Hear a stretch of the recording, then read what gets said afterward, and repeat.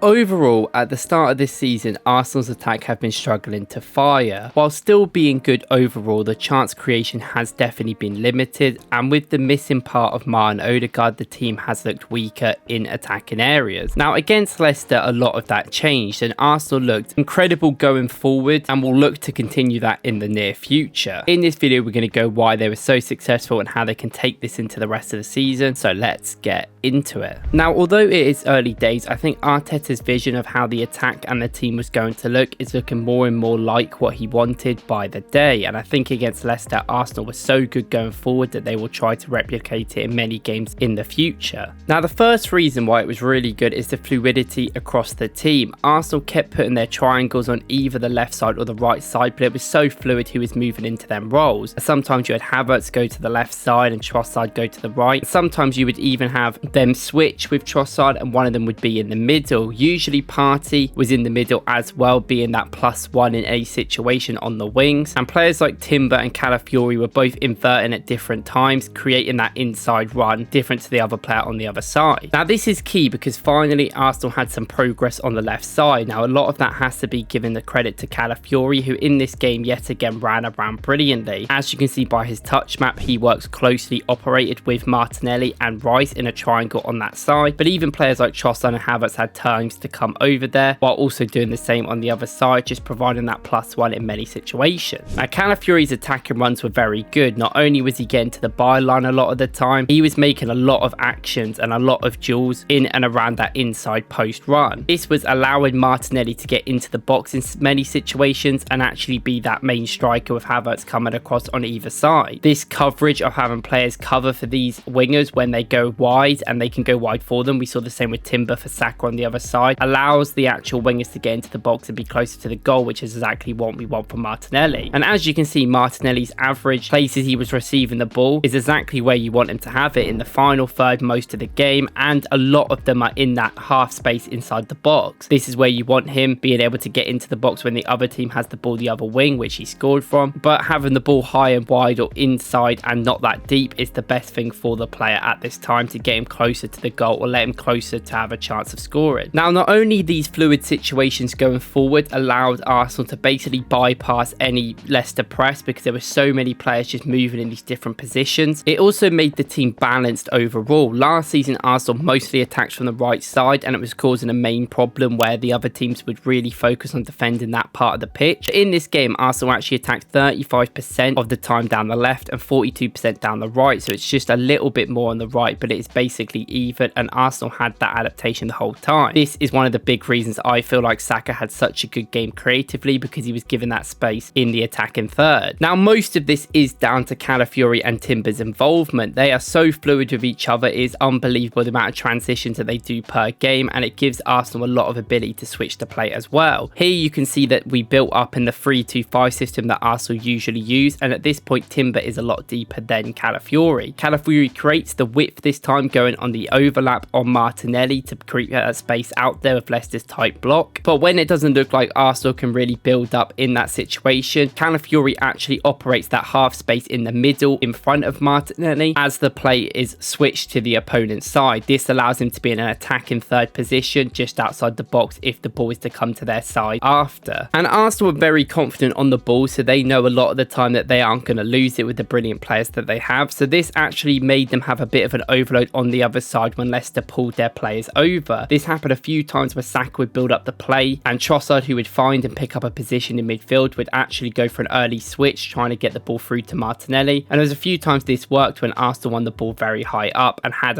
people over the other side free. Now, in build up as well, when going down the left and right side, there is definitely a big involvement on that half space just outside the box. Arsenal are looking for their fullbacks to get into them positions to cross the ball in, where they can be on the inside of the winger. Now, this doesn't always happen. Sometimes they do these crosses to the back post where they've obviously got the tall headers in there, but there's also some opportunities for them to overlap and create more options when the winger gets doubled up on. We saw this with the goal with Timber doing a late deep run from the inside, which he ended up doing a lot all game. And there was a lot of emphasis on supporting Martinelli and Saka with overlaps and underlaps and giving them the space for Saka to cut in from distance to be able to get them crosses and shots in, or Martinelli to be able to phase his way into the box and be able to get close shots towards the goal. Having smart players such as Havertz and Trossard be able to play 3 roles and basically overload and be the +1 in any situation on either side definitely helped this, and it made the team a lot more fluid in a lot of the ball situations. And another thing that Arsenal have been credited with and being brilliant at is their out of possession play. They are so good at pressing teams down and being very good at movement off the ball, and without Odegaard, who's one of the best players in this position, it would thought they would struggle, but they've actually got around that very well, it seems. They actually use Havertz as given the responsibility to replace Odegaard in the press. His role centers around shadow marking the 6 in the Leicester team in this game, but when the other centre back has got the ball, you see here when the pass is over to him, he will quickly spring into life and try and block any passes into that midfield role. This happened a lot in the game where he instantly shut off that pass into midfield, and Arsenal were able to use deep players like Rice, who ended up picking up their men, to actually win the ball back a lot and break on Leicester. There was a few times they kept giving the ball away in these situations, and the pressing still was really good. And in these situations, Leicester's team may not be fully back, so there is definitely overloads for Arsenal to get at, but more importantly, when Arsenal do have settled play, they can get their centre-backs really far up the pitch and dominate Leicester within their own final third. Usually you saw in this game, Saliba was the one player that was back who had to rely on Vardy, and I think depending on the opponent, you could see this change, but against smaller opponents and teams that strikers that maybe aren't as quick as they used to be, Saliba is definitely good at that one-on-one defender, allowing Gabriel to get up and provide another left-footer passer in there. And that is a major reason why the balance is there as well. There is a lot of left-footers and right-footers in the team now, and it isn't just too weighted to the right-footers, and there's actually a lot of progression around. This allows Arsenal to be quicker in attack, and there was a few times where Leicester would press them and they wouldn't get anywhere close to them, and instantly Arsenal can switch the play and get a 2-on-2 or 3-on-2 against Leicester's defenders, which end up creating a good chance. And a lot of the players have been playing a lot better, I do think, with the inclusion of Ricardo Calafiori, because I do think that his passing being left foot, it makes the team a lot more better. You see deeper runs by some of the other players on the team, such as Rice and Martinelli, and also it creates width. He can actually go down the side and pass the ball across the line and be very aggressive on the players. He usually has quite an aggressive position, for better or for worse, which does make Arsenal more encouraging going forward because they can pick up different roles. Players can play off him, players can get into the box when he's got the ball, and he's going to keep picking up them positions where he wants to pass it and cross it into the box to create chances, which I do think is another key thing. And despite this game being won by 2 late goals by Arsenal, the stats were completely dominant, with an incredibly high XG for Arsenal, one of the best they've had under Arteta the whole time. So if they can keep this up against better opponents and teams that go away and home to the Emirates, then I do think Arsenal's attack will look a lot better, and with or without Odegaard, this could be improved on even more. Of course, there is news that maybe Calafiori's injured, so obviously we hope he isn't and he can continue, because he is a real vital part to this team's going forward. But I do expect with this system, players like Trossard and Martinelli to definitely get a lot better and get more goals and assists you will see in the coming week. Let me know what you guys think about Arsenal's attacking fluidity and attacking play overall, and what do you think about the game against Leicester? Do you think this is the start of something for Arsenal going forward? Thank you guys for watching. If you like this video, please go and watch my video yesterday where I talk about Ethan Waneri's cameo in this game, and if not, I'll see you in the next one.